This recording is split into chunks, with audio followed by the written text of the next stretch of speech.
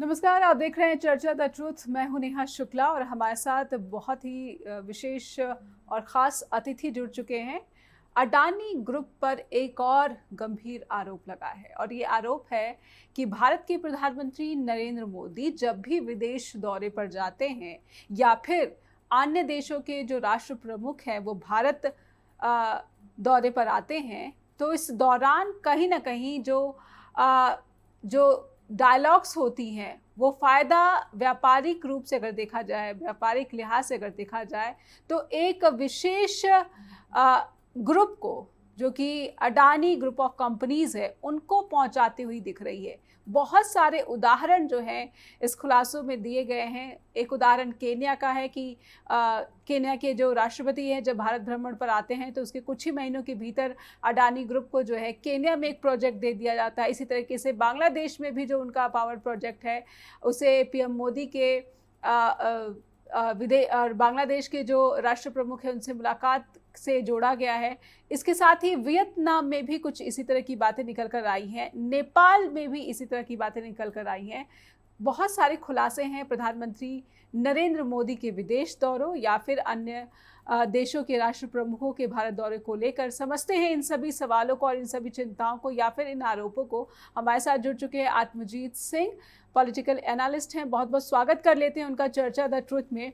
और सर, क्योंकि हमारा कार्यक्रम ही है चर्चा द ट्रुथ, चर्चा मैं करना चाहती हूँ सच का पता लगाने के लिए, जिसमें बार बार अडानी ग्रुप पर एक ठप्पा सा लग चुका है कि प्रधानमंत्री नरेंद्र मोदी के नेतृत्व वाली भारत की सरकार उसका सबसे बड़ा लाभ कोई उठा रहा है तो अडानी ग्रुप ऑफ इंडस्ट्रीज जो है वो उठा रहे हैं। ये जो खुलासे हो रहे हैं कि पीएम मोदी विदेश दौरे पर जाते हैं तो उसका फ़ायदा एक ही इंडस्ट्री को मिल रहा है, वो है अडानी ग्रुप ऑफ कंपनीज को। इसके बारे में थोड़ा हमारे दर्शकों को बताइए। और केन्या में ये जो प्रोजेक्ट लटक गया है, क्योंकि केन्या की सरकार पर भी विपक्ष ने आरोप लगाया कि आपने राष्ट्रहित को ताक पर रखकर अडानी ग्रुप को प्रोजेक्ट सौंप दिया, और इसके भी आरोप जो हैं वो पीएम मोदी की डिप्लोमेसी पे लगाए जा रहे हैं कि ये वहां की जनता से छलावा है सत्ता का। आत्मजीत सर जी नमस्कार नेहा जी। जो आपने फॉरेन पॉलिसी की बात की मोदी सरकार की, वो फॉरेन पॉलिसी नहीं, वो अडानी पॉलिसी। आपने देखा श्रीलंका में, श्रीलंका के जो मिनिस्टर हैं वहाँ, एनर्जी मिनिस्टर, उन्होंने डायरेक्ट एक्यूज किया कि विंडमिल प्रोजेक्ट को अडानी साहब को दिलाने के लिए राजप्रकाशा सरकार में मोदी जी ने उनको पुश किया, फोर्स किया कि ये विंडमिल का प्रोजेक्ट जो है अडानी को दे दिया जाए जी। हमारे देश में जो विंड एनर्जी है वो 4 लोकेशंस आइडेंटिफाइड हैं, पर उससे ज्यादा विंड एनर्जी हम लोग प्रोड्यूस नहीं कर पाए। उसमें से 3 प्रोजेक्ट्स तो फेल हो गए। तो श्रीलंका में क्योंकि उनको लगा कि वहां पे जो है विंड एनर्जी का प्रोजेक्ट चल जाएगा, तो वहां से उनको विंड प्रोजेक्ट दिलवाया गया। फिर आपने देखा मोदी जी बांग्लादेश गए। बांग्लादेश में शेख हसीना सरकार को उन्होंने प्रतिबद्ध किया कि मैं आपको, हिंदुस्तान की सरकार आपको इतना ग्रांट देगी, पर बिजली का गोडा प्लांट का कॉन्ट्रैक्ट अडानी को जाना चाहिए। ये पहला ऐसा कॉन्ट्रैक्ट था जिसमें बिजली एक्सपोर्ट पर एसईजेड बनाया गया और 2 प्रोजेक्ट 800 मेगावाट के, 1600 मेगावाट के लगाए गए। अब बिजली तो ऐसी चीज है जो अगर आप प्रोडक्शन चालू कर देते हैं तो उसके बाद आप उसको रोक नहीं सकते। कोयला ऑस्ट्रेलिया से आना था। कहाँ? ऑस्ट्रेलिया की जो माइन है कोयले की, वो अडानी साहब की है जी। इंडोनेशिया से इंपोर्टेड कोल जो आता है वो भी अडानी साहब के पोर्ट पे आता है, क्योंकि आपको पता है मुंद्रा पोर्ट उनका है। उसमें एक रिपोर्ट आई थी, उसके अनुसार जो कोयला ऑस्ट्रेलिया और इंडोनेशिया से चलता है वो डिफरेंट ग्रेड का होता है, और जब वो कोयला हिंदुस्तान के शोर्स पे पहुंच जाता है तो उस कोयले की क्वालिटी जो है वो बढ़ जाती जी, और कोयला महंगा हो जाता है। और वही कोयला पब्लिक सेक्टर अंडरटेकिंग्स को या कोई जो पावर जनरेशन कंपनीज हैं, जेस्को कंपनीज हैं, बाकी उनको दे दिया जाता है। तो इसका मतलब है कि कोयले में भी दलाली हो रही है जी। जो एक्विजिशन 2013 में, 2014 में यूपीए की सरकार पे लगा, वही सेम एक्विजिशन अब मोदी की सरकार पर। कि कोयला बाहर से आ रहा है और डिफरेंट कैलोरिफिक वैल्यू का कोयला आता है, उसको पेपरों में दिखाकर और उस पर ज्यादा पैसा कमाया जाता है। एक बात जी। दूसरी बात, जो कोडा का प्लांट था वो बिजली सप्लाई कर रहा था। जब उनके अरियर्स बढ़े और शेख हसीना की सरकार गिरी तो 8 अगस्त को समझिए कि वहां पे इनका कॉन्ट्रैक्ट जो है, वहां शेख हसीना की सरकार गिरती है और 10 तारीख को यहाँ पर यहाँ की जो पावर जनरेशन कंपनीज हैं उनको हिदायत दी जाती है एनर्जी मिनिस्ट्री से कि ये पावर जो अब जनरेट हो रही है, क्योंकि उसका डिस्ट्रीब्यूशन बांग्लादेश की सरकार वहां गिर चुकी है, वहां पैसा नहीं मिलेगा, तो ये डोमेस्टिक जो डिस्ट्रीब्यूशन कंपनीज हैं, जो हमारी पब्लिक सेक्टर की डिस्ट्रीब्यूशन कंपनीज हैं, उनको ये बिजली खरीदनी चाहिए जी। मतलब आप SEZ में पहले उनकी प्लांट जो प्लांट लगता है उसकी इंपोर्ट कॉस्ट को आप जो है वेव ऑफ कर देते हैं। फिर SEZ मतलब जमीन आप उसको मुफ्त में मुहैया करा देते हैं। कोयला बाहर से आ रहा है तो कोयले की दलाली में तो पैसा वो कमा ही रहे हैं। बिजली महंगे रेट पे बांग्लादेश में बिक रही है। मोहम्मद यूनुस की सरकार ने कह दिया वहां पे, जो शेख हसीना के बाद आई, कि हम तो उसको ऑडिट करेंगे। और जब ऑडिट की बात आई और ये बात आई कि पुराने ड्यूज नहीं मिलेंगे, तो उसी महंगी बिजली को हमारी डिस्ट्रीब्यूशन कंपनीज को खरीदने की हिदायत एनर्जी मिनिस्ट्री ने दी। तो ये हो गया बांग्लादेश का प्रोजेक्ट। जी। कीनिया के प्रोजेक्ट में एयरपोर्ट के लिए इन्होंने बिड किया और वहां पर इनका पूरा वहां पे चल गया कि हो जाएगा। गुजरात लॉबी वहां बहुत स्ट्रांग थी कीनिया की सरकार के साथ। पर जब ये पता लगा कि अदानी बहुत हाईली लेवरेज्ड हैं और इनके ऊपर कर्जा ज्यादा है और इनके जितने भी प्रोजेक्ट्स हैं उनका जेस्टेशन पीरियड वैसे ही अभी उनकी इतनी इनकम नहीं है जितना उन्होंने पैसा उठा लिया बाजार से, तो कहीं ये ना हो कि इस बिजनेस में भी घाटा हो जाए और उसके बाद रिकवरी ना हो। तो कीनिया की सरकार ने उसको हाई रिस्क मानते हुए उस कॉन्ट्रैक्ट को फिलहाल कैंसिल कर दिया है। अब आप ये बताइए, मोदी जी ने जहां जहां कदम रखे, नेपाल में कदम रखे, ओली सरकार को प्रेशर डाला, वो रिलेंट नहीं की तो छोड़ दिया कि भाई हम अदानी को हेल्प नहीं करेंगे, अदानी का कॉन्ट्रैक्ट नहीं, तो वो चाइना की तरफ चले गए।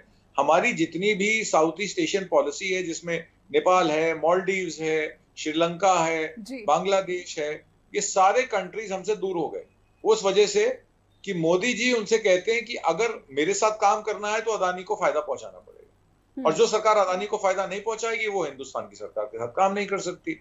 जब हिंडनबर्ग रिपोर्ट, रिसर्च की रिपोर्ट पहली वाली जब 17 जनवरी 2023 में आई, तो जो आधिकारिक बयान आया अदानी साहब का, वो कहते हैं कि ये सोवरेनिटी पे अटैक है हिंदुस्तान की। अदानी एक प्राइवेट कंपनी है, एक पब्लिक लिस्टेड कंपनी है जिसमें निवेशकों का पैसा लगा है। हालांकि ये भी सवाल खड़ा हो जाता है कि जो निवेशक हैं ये इनके खुद के निवेशक हैं, क्योंकि राउंड ट्रिपिंग का भी हिंडनबर्ग का एक्यूजेशन था जी। और फिर उन्होंने कहा कि हिंडनबर्ग की जो एक्यूजेशंस हैं, ये एक्यूजेशंस जो हैं वो इंडिया की सोवरेनिटी को अटैक करती है। मतलब अदानी साहब, और ये भारतीय कंपनी को बदनाम करने की कोशिश है, इसे भारत की छवि से जो है जोड़ा गया, कहीं ना कहीं जो राष्ट्रवादी विचारधारा से इसे जोड़ने की कोशिश की गई अडानी ग्रुप की तरफ से भी या फिर बीजेपी के नेताओं प्रवक्ताओं की तरफ से।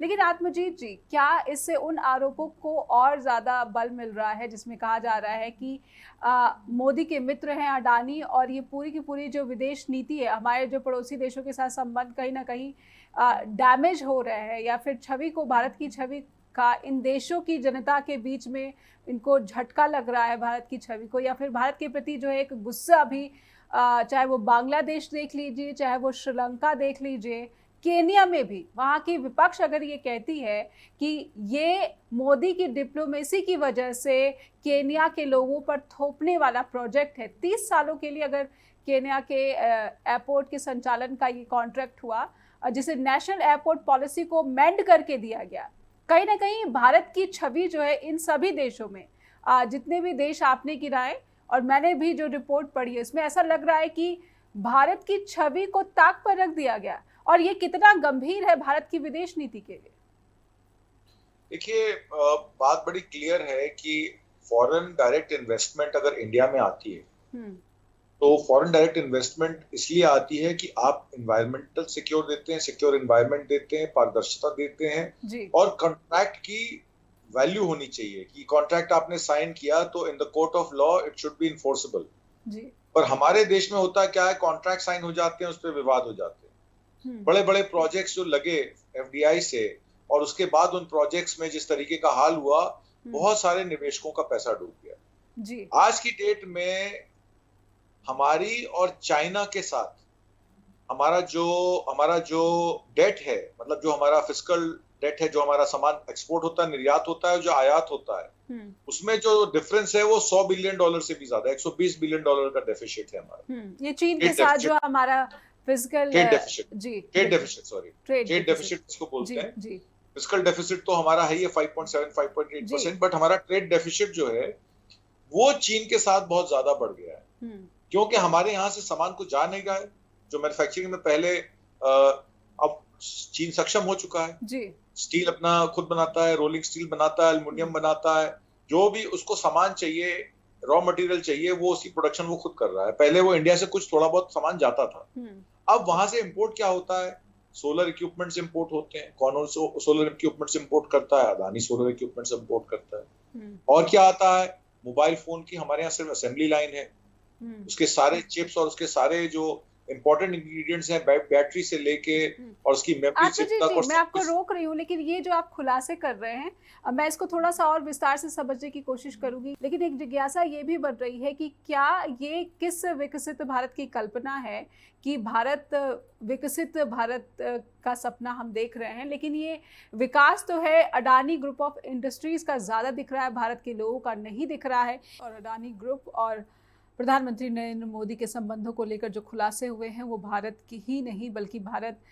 की छवि जो अंतर्राष्ट्रीय स्तर पर है उसको भी दागदार करती हुई नज़र आ रही है। भारत के नागरिक के मन में कहीं ना कहीं जो शंकाएं बनी हुई अडानी ग्रुप ऑफ इंडस्ट्रीज़ को लेकर, वो शंकाएं भी इन खुलासों से मजबूत हो रही है। हमारे साथ आत्मजीत सिंह जुड़े हुए हैं, पॉलिटिकल एनालिस्ट, और चीन के साथ भारत का जो व्यापार है किस तरीके से यहाँ पर डेफिसिट चल रहा है 100 करोड़ से भी ऊपर का, और साथ ही साथ इस व्यापार के अगर गहराई में उतरते हैं आत्मजीत जी, जिस तरह से आप खुलासे कर रहे थे कि ये जो व्यापार चल रहा है और इसमें जो फ़ायदा है, अगर इस घाटे का व्यापार जो चल रहा है उसका फ़ायदा भी जो है एक ग्रुप को, एक इंडस्ट्रियलिस्ट को ज़्यादा मिल रहा है। आत्मजीत, कितना खतरनाक है ये अगर हम इस कॉस्ट पर अपनी विदेश नीति या फिर जो है विदेशों के साथ जो हमारा व्यापारिक संबंध है उस पर अमल करते हैं, उसे आगे बढ़ाते हैं?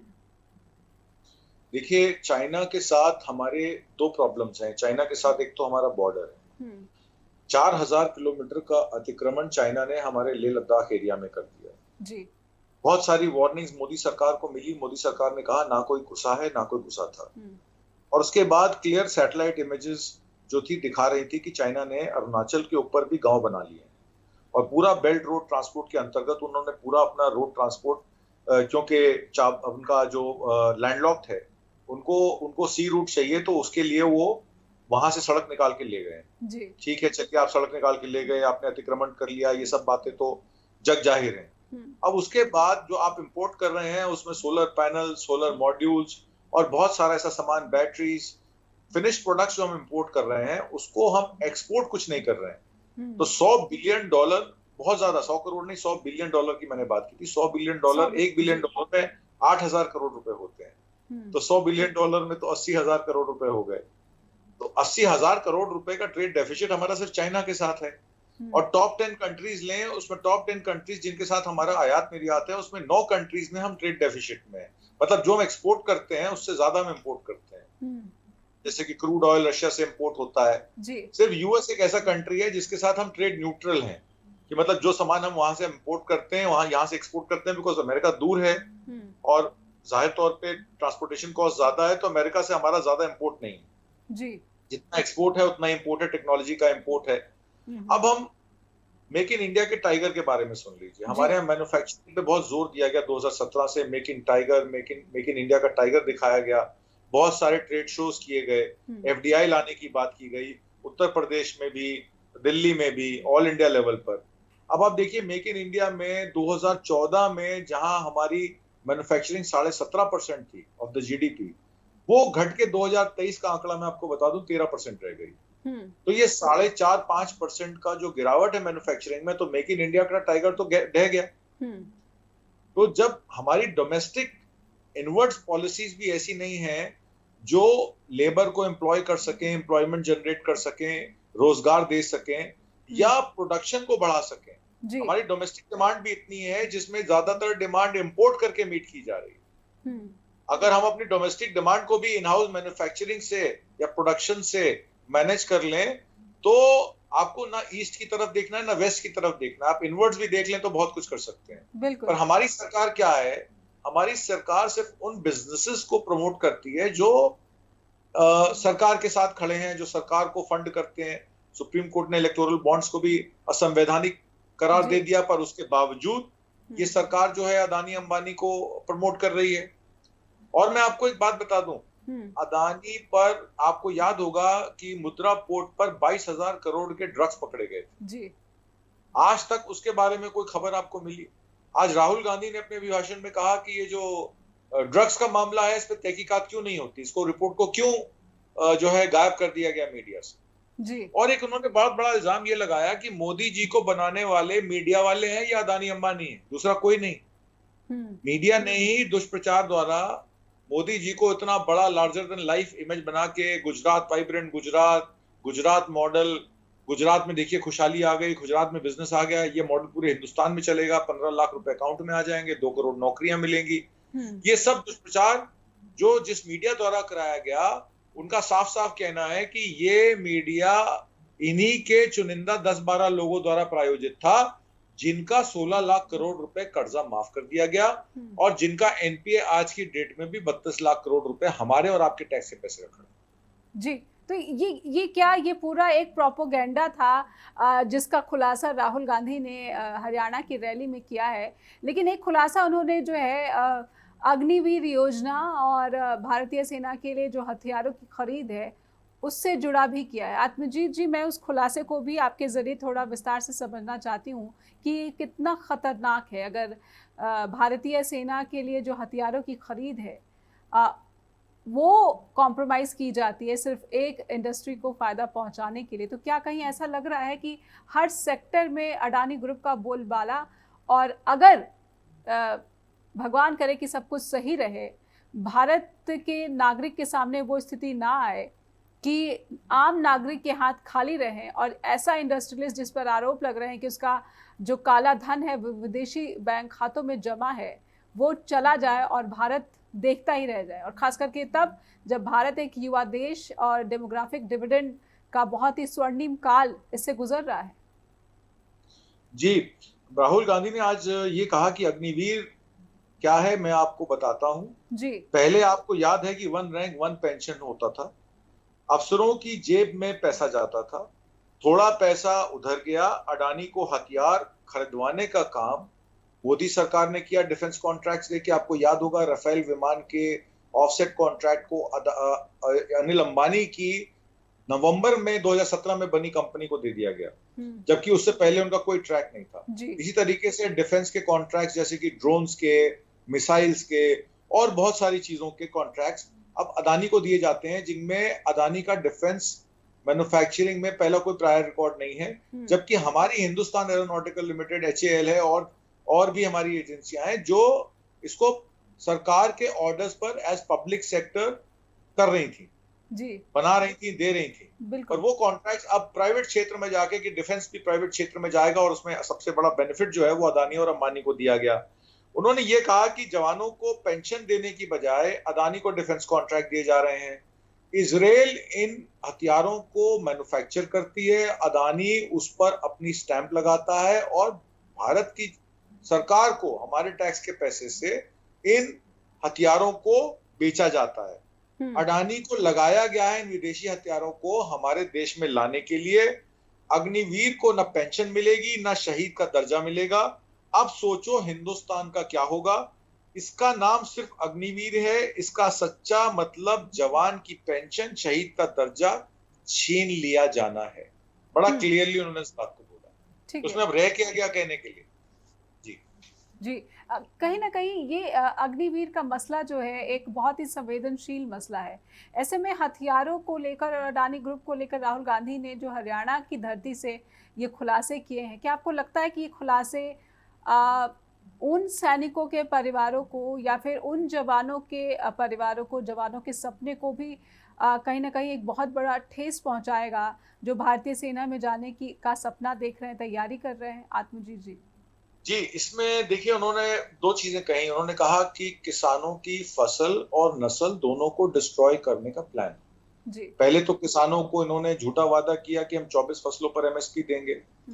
आज ही एक वीडियो में आपको बता देता हूँ, 23 सितंबर को हरियाणा में बारिश होती है, मंडी में पड़ा जो आपका धान है वो बह जाता है और गीला धान 400 से 600 रुपए कुंटल में ओपन मार्केट में आज की डेट में हरियाणा में बिक रहा है, जिसकी एमएसपी 27-2800 रुपए होना चाहिए। और यही भारतीय जनता पार्टी की सरकार छत्तीसगढ़ और तेलंगाना में पोल प्रोमिस कर रही थी कि 3000 दे रहे हैं कांग्रेस वाले, हम 3100 दें, और यहाँ 300 रुपए में बिक रहा है। बिल्कुल।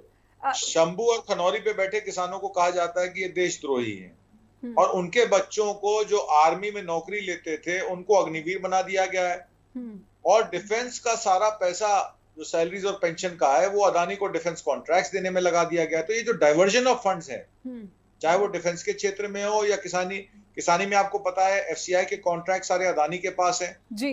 आप आलू खरीदने जाएं तो किसान को 2 रुपए रेट नहीं मिलता है, पर आप आलू खरीदने आज अपने बाजार चले जाइए तो 60 रुपए किलो आलू।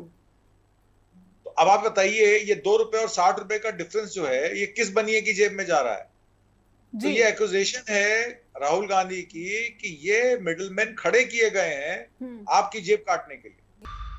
और ऐसा क्यों है कि बार बार अदानी ग्रुप ऑफ कंपनीज का जो है प्रधानमंत्री नरेंद्र मोदी से निकटता की बात सामने आती है, और इसमें कहीं ना कहीं जो भारत का आम नागरिक है उसके हितों में सेंधमारी होती भी नजर आती है। लेकिन जब जांच का विषय आता है, जांच की बात कही जाती है, तो इसे सिरे से सरकार नकारती आ रही है। माधवीपुरी बुच का नाम भी सामने आ चुका है, लेकिन सेबी की विश्वसनीयता को ठेस पहुंच रही है, लेकिन इसके बावजूद किसी भी किस्म के जांच से सरकार इनकार करती रही है। हमारे साथ पॉलिटिकल एनालिस्ट आत्मजीत सिंह जी जुड़े हुए हैं। आत्मजीत जी, ब्रेक पर जाने से पहले मैं महाराष्ट्र और मध्य प्रदेश में भी एक कॉन्ट्रैक्ट हुआ है अडानी पावर ग्रुप के साथ, उसे आप कैसे देखते हैं? क्या अब इन दोनों प्रदेशों में अडानी ग्रुप से महंगी बिजली सरकार खरीदेगी और भार जो है वो यहाँ की जनता के जेब पर पड़ेगा?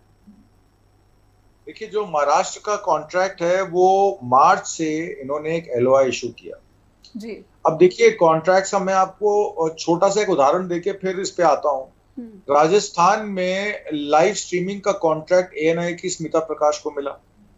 उसमें कॉन्ट्रैक्ट की एक ऑब्लिगेशन ये होती, कम से कम 3 लोग जो है बिडर्स होने चाहिए। 3 बिडर्स में 3 बिड अगर आएंगी, जो उसमें हाईएस्ट बिड होगी उसको वो कॉन्ट्रैक्ट दिया जाएगा जी। अब स्मिता प्रकाश के हस्बैंड और उनके बेटे और उनकी कंपनी के एक और डायरेक्टर वो उस कंपनी में भी शामिल है जो बिडिंग कर रही हैं। तो 3 कंपनीज ने बिड की और स्मिता प्रकाश को कॉन्ट्रैक्ट मिल गया। इसी तरीके से अदानी साहब क्या करते हैं, डमी कंपनीज खड़ी करके अपनी बिड लोएस्ट दे देते हैं और उसमें 2 या 3 एक फ्रेंडली बिडर्स को कहा जाता है कि आप बिड करिए, पर आपको ये बिड सिर्फ हमें हमारे लिए करनी है, हम आपको ये कॉन्ट्रैक्ट तो नहीं दिला पाएंगे पर इसके एवज में हम आपको कुछ और बिजनेस दिलवा देंगे। फर्ज कीजिए अगर 20,000 करोड़ का कॉन्ट्रैक्ट है तो 20,000 करोड़ का कॉन्ट्रैक्ट अदानी ले लेंगे और उसमें जेएसडब्ल्यू एनर्जी इन्वॉल्व है या टोरेंट एनर्जी इन्वॉल्व है, उनको छोटे मोटे लाइसेंस दूसरे स्टेट में दिलवा देंगे ताकि उनका कोई नुकसान ना हो और वो मुंह ना खोलें। तो इस तरीके से मांडवाली की जाती है, आप समझ रहे हैं। एक बड़ा जो बदमाश होता है वो छोटे बदमाशों को एडजस्ट कर लेता है। तो उसी तरीके से अदानी ग्रुप ने एक कॉन्ट्रैक्ट बनवाया जिसमें 6600 मेगावाट बिजली की रिक्वायरमेंट अगली 25 से 30 साल की निकाली महाराष्ट्र की। अब महाराष्ट्र कोई ऐसा स्टेट तो है नहीं जो एनर्जी डेफिशिएंट है कि उनको अगले 25 साल या 30 साल के लिए एनर्जी अपनी सिक्योर करनी है, कॉन्ट्रैक्ट सिक्योर करना है। तो 25 से 30 साल का कॉन्ट्रैक्ट निकलवाया गया। उसमें ये कहा गया कि 5000 मेगावाट तो थर्मल प्लांट वाली बिजली होगी, सोलर वाली होगी, और 1600 मेगावाट जो है वो थर्मल पावर वाली होगी। तो दोनों का कॉन्ट्रैक्ट निकाला गया और 6600 मेगावाट का बंडल कर दिया गया कि जो सोलर भी करे और थर्मल भी करे, उन दोनों का जो करता होगा वही एलिजिबल है। तो उसमें एलिजिबिलिटी कंपनियों में 4 या 5 कंपनियां हैं, टाटा है, जेएसडब्ल्यू है, टोरेंट है। और जेएसडब्ल्यू टोरेंट के नीचे उन्होंने 4 रुपए 8 पैसे पर यूनिट का जो है वो कॉन्ट्रैक्ट सेज कर लिया। इसमें जो बिजली बनती है थर्मल पावर से वो थोड़ी महंगी बनती है, उसमें कोयले का इस्तेमाल होता है, कोयले की दलाली में भी पैसे बनाते हैं अदानी साहब। तो जो सोलर वाला है, सोलर वाले में 2 रुपए 70 पैसे 2 रुपए 50 पैसे बिजली बनती है। उसका जो एस्टिमेटेड टाइम होता है कि कब वो कमीशन हो सकता है, कब वो प्रोड्यूस कर सकता है, वो भी कम होता है। बजाय छोटे प्लेयर्स को सोलर बिजली के कॉन्ट्रैक्ट देने के, इन्होंने सबसे बड़ी मछली को सोलर का और थर्मल का दोनों का कॉन्ट्रैक्ट दे दिया। अच्छा, जो टैरिफ होता है 1600 मेगावाट का कोल पावर का, वो रफली 12 करोड़ रुपए पर मेगावाट होता है, और जो अदानी ने खुद बीएचईएल को दिया हुआ है जी। बीएचईएल को उन्होंने कॉन्ट्रैक्ट किया हुआ है 7 करोड़ रुपए मेगावाट में, और भारत की सरकार से वो कॉन्ट्रैक्ट हासिल करते हैं 12 करोड़ रुपए मेगावाट में। तो उन्होंने बीएचईएल जो हमारे सरकार के द्वारा निर्मित प्रायोजित पब्लिक सेक्टर कंपनी है, उसको अपना सब वेंडर बना लिया। आप समझ रही हैं? और एनटीपीसी, डीवीसी, नवेली लिग्नाइट कॉर्पोरेशन जैसों को 8-9 करोड़ रुपए मेगावाट पे प्रोजेक्ट देके अपना 12 करोड़ रुपए मेगावाट पे उन्होंने ये कर लिया। तो ये, और टैरिफ जो मैंने आपको सोलर पावर के बताए, आज की डेट में पिछले 3 साल पहले अगर आप जाएं तो 3.5-4 रुपए यूनिट से कम बिजली नहीं मिल रही थी। अब चूंकि टेक्नोलॉजी एडवांस हो रही है, मॉड्यूल्स और बेहतर बन रहे हैं, एब्जॉर्प्शन ज्यादा है, रिटेंशन ज्यादा है, तो वही टैरिफ जो है प्रोडक्शन का या सप्लाई का 2 से 2.5 रुपए आ गया है। और उसमें भी उन्होंने अगले 25-30 साल के लिए 2 रुपए 70 पैसे भी अपना सिक्योर कर लिया है। तो मान लीजिए आज से 5 साल बाद सोलर एनर्जी 1.5 रुपए यूनिट पर अगर आ गई, अदानी साहब को 2 रुपए 70 पैसे ही मिलेंगे। देखिए, आपने अगले 30 साल के लिए प्रॉफिट बुक कर लिया। कांग्रेस पार्टी ने महायुक्ति सरकार के ये 6600 मेगावाट के रिन्यूएबल और थर्मल पावर प्रोजेक्ट की भर्त्सना की है। उन्होंने कहा है कि ये ऑर्गेनाइज्ड लूट है, और Maharashtra state electricity distribution company, जिन्होंने ये टेंडर इनवाइट किया था, peculiar notice inviting tender NIT कहते हैं, वो model code of conduct election, क्योंकि अब इनफोर्स आने वाला है, 2024 में इलेक्शन है, अक्टूबर-नवंबर में, तो जस्ट बिफोर द इलेक्शन इन्होंने जान के ये एनआईटी इशू की, ताकि अगले 30-35 साल की बिजली जो है वो पहले ही बेच दीजिए, पहले ही खजाने लुटा दीजिए, ताकि अगर सरकार नहीं भी बनी तो आपका कोई नुकसान नहीं। जी, आत्मजीत जी, फिर क्या विपक्ष के उन आरोपों को कहीं ना कहीं आधार मिल जाता है, जिसमें कहा गया कि जानबूझ के महाराष्ट्र के विधानसभा चुनाव जो है वो देरी से करवाए जा रहे हैं, जबकि आमतौर पर ये हरियाणा के साथ संपन्न कराए जा रहे थे?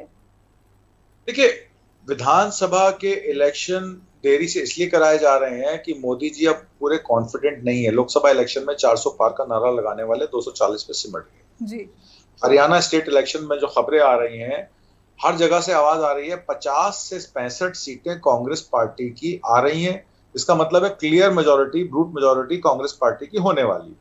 जम्मू कश्मीर के हालात में, जम्मू में कांग्रेस की कुछ अंदरूनी परेशानियों के चलते या अंदरूनी कलह के चलते जम्मू में कुछ सीटें भाजपा के खाते में जा सकती है, पर कश्मीर में तो भारतीय जनता पार्टी का कोई नाम लेवा भी नहीं।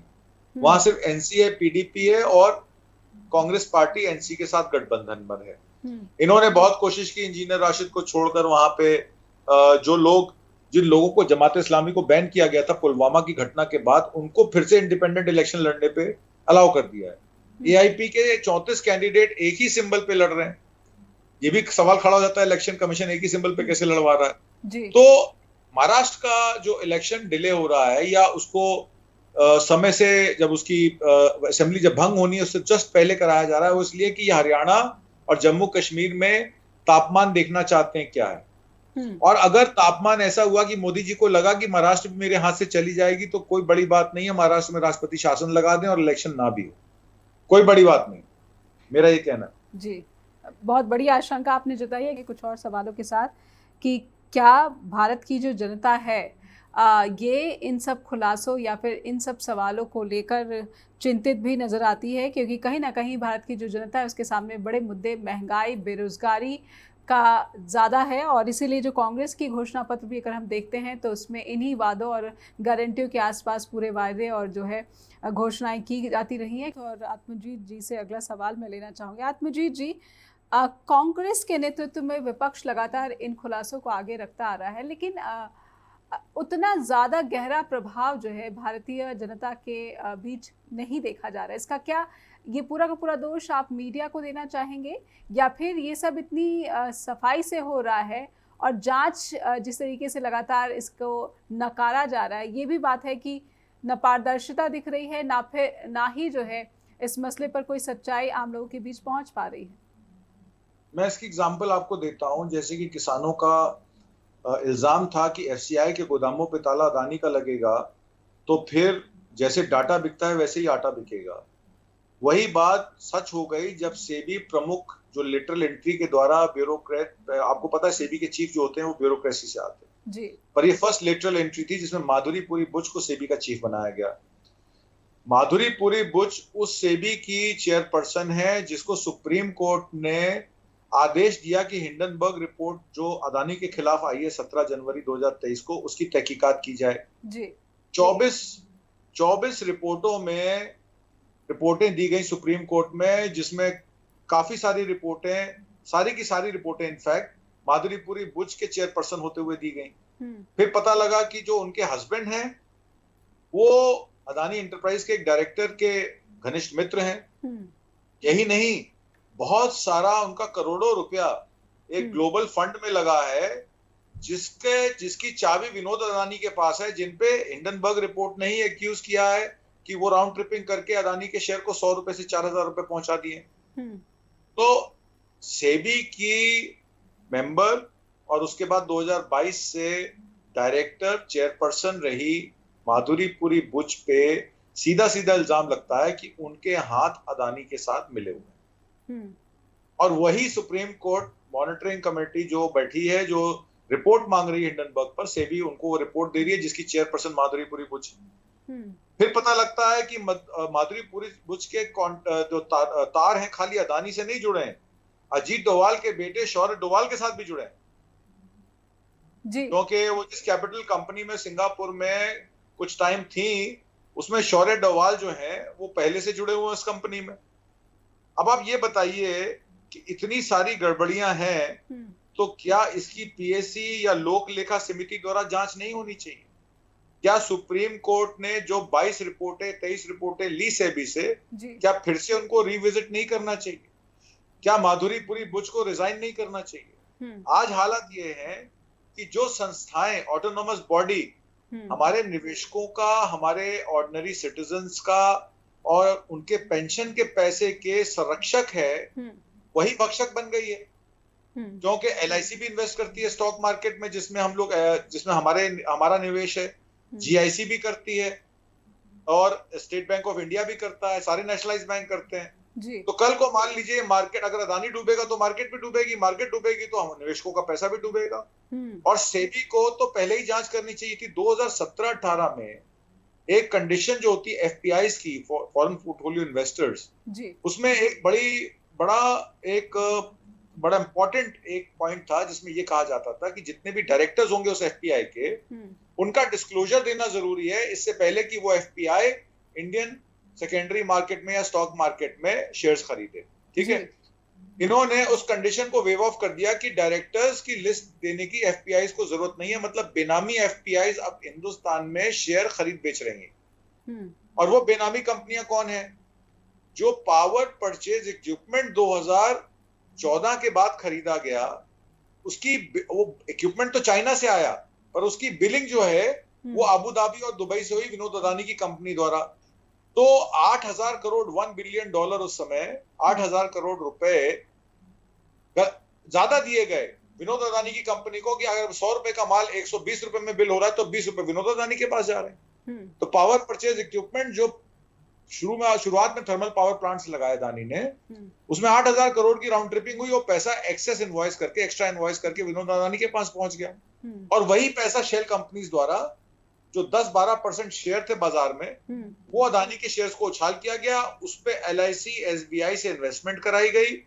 उसी शेयर्स की वैल्यू पर बहुत सारा पैसा हमारे पब्लिक सेक्टर बैंक्स और सहकारी बैंक्स और दूसरे शेड्यूल कमर्शियल बैंक से लिया गया जी। अब बैंक्स भी इसमें फंस गए हैं, फॉरेन इंस्टीट्यूशनल इन्वेस्टर्स भी इसमें फंस गए हैं, स्टॉक मार्केट भी इसमें फंस गई है और डायरेक्टली हम और आप भी इसमें फंस गए हैं क्योंकि हम एलआईसी के भी पॉलिसी होल्डर हैं, हम स्टेट बैंक के भी अकाउंट होल्डर हैं। तो पूरा देश अदानी के चक्कर में फंस गया और मोदी जी ने ऐसा जादू चला कि नौकरी नहीं है, मैन्युफैक्चरिंग डाउन है, इंपोर्ट ज्यादा है, तब भी स्टॉक मार्केट 85,000 क्रॉस कर रही है। तो इसका क्या बैलेंस है ये आप बताइए। ये क्या उस रिपोर्ट की सच्चाई को दिखा रहा है? ये जो खुलासे हैं कि भारत में जो अमीर और गरीब के बीच असमानता की जो खाई है वो इतनी गहरी हो गई है कि ये पैसा कहाँ जा रहा है, सिर्फ और सिर्फ एक पूंजीपति के पास जा रहा है। और ये गुजरात मॉडल ही है जो अब पूरी तरह से एक्सपोज हो गया है after 10 years of Narendra Modi सरकार। बिल्कुल, गुजरात मॉडल जाहिर तौर पर कुछ नहीं था। चुनिंदा कॉर्पोरेट्स को फ्री में सरकारी जमीन दी जानी। आपको याद होगा नैनो का प्रोजेक्ट जो सिंगूर में लगना था, जब वो वेस्ट बंगाल से निकला तो गुजरात में 1 रुपए पे जमीन दी गई। टाटा जी खुश हो गए। टाटा जी को एयर इंडिया जिस रेट पे मिली उतने में तो उनकी प्रॉपर्टी भी उससे ज्यादा है।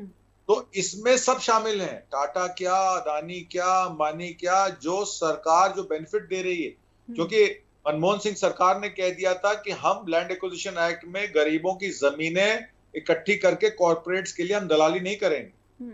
आपको याद होगा राहुल गांधी ने कह दिया था कि जबरदस्ती किसी की जमीन मत लो। पर वो ऐसा उल्टा पड़ा कांग्रेस पार्टी पर कि कहीं ना कहीं एम्बैरेसमेंट तत्कालीन प्रधानमंत्री को भी भुगतनी पड़ी थी। एम्बैरेसमेंट की बात नहीं थी, लोगों को समझ देर से आई। लोगों को समझ ये आया कि लैंड एक्विजिशन एक्ट अगर लागू हो जाएगा तो लोगों पे अपने जमीन का अधिकार खत्म हो जाएगा, किसानों की जमीनें छीन ली जाएंगी और ये सारी जमीनें SEZ के नाम पे कॉर्पोरेट्स को दे दी जाएंगी।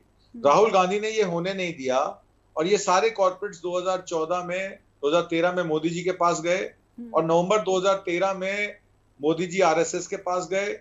उन्होंने कहा सारे कॉर्पोरेट्स मेरे पीछे खड़े हैं, इतने करोड़ रुपए मैं आपको दे दूंगा, मुझे आप प्रधानमंत्री कैंडिडेट बना दीजिए। RSS ने उनको नवंबर, मुझे आज भी याद है, नवंबर 2013 फ्राइडे का दिन था, फ्राइडे द 13th, मैंने ट्वीट किया था, मैंने कहा ये देश, हमारे देश की सबसे बड़ी एक कलंक है जो गुजरात राइट्स के दोषी को आपने प्रधानमंत्री कैंडिडेट मनोनीत किया। आज इस बात को 10 साल हो गए, 11 साल हो गए और उसका परिणाम हमारे देश के एक एक नागरिक, एक एक बच्चा, एक एक अग्निवीर, एक एक किसान भुगत रहा है। पिछले 11 साल में जो देश की दुर्दशा हुई है, इसके लिए देश के लालची कॉर्पोरेट्स और मोदी सरकार रिस्पॉन्सिबल है, दूसरा कोई रिस्पॉन्सिबल नहीं इसके। जी आत्मजी जी, बहुत बड़े खुलासे आपने किए हैं। और क्या अब ये लगने लगा है लोकसभा चुनाव के बाद से, अब विधानसभा चुनाव भी जिस तरीके से सामने आ रहे हैं और जो सर्वे बता रहे हैं, ये लगने लगा है कि जनता का मोह भंग हो चुका है, क्योंकि अब पूरी तरह से ये जो बातें हैं, जो दावे थे कि विदेशों में रखा काला धन वापस आ जाएगा, रोजगार दिया जाएगा, सस्ता सिलेंडर दिया जाएगा और कहीं ना कहीं महिलाओं की सुरक्षा का भी एक बड़ा चौड़ा, लंबा चौड़ा वायदा किया गया था, इन सभी मसलों पर जो है बीजेपी एक्सपोज हो गई। और RSS का भी, क्योंकि आपने जिक्र किया, इसलिए एक टिप्पणी पर, छोटी सी टिप्पणी मैं आपकी लेनी चाहूँगी। RSS के एक बड़े जो वक्ता हैं, नेता हैं, उन्होंने कहा है कि फैमिली मैटर्स है। अभी हाल ही में एक मीडिया संस्थान के कार्यक्रम में उन्होंने कहा है कि JP नड्डा ने जो भी RSS को लेकर कमेंट किया वो एक फैमिली मैटर है, हम आपस में ही इसको सुलझा लेते हैं। तो क्या हम ये माने कि RSS भी इस पूंजीवाद के आर्थिक मॉडल में इन्वॉल्व है? 100% इन्वॉल्व जी, क्योंकि अगर RSS की सहमति नहीं होती तो प्रधानमंत्री मोदी कभी बनते ही नहीं। मोदी जी तो RSS के प्रचारक हैं। आज भी पर्ची से राजस्थान का CM बनाया जाता है, मध्य प्रदेश का CM बनाया जाता है, हिमाचल का CM बनाया जाता है। जी। RSS विचारधारा ही नहीं, RSS इनकी सुपर बॉस है। भारतीय जनता पार्टी तो सिर्फ एक इलेक्शन मैकेनिज्म है जी, जो इलेक्शन प्रोसेस में हिस्सा लेता है, इलेक्शन को जीतता है।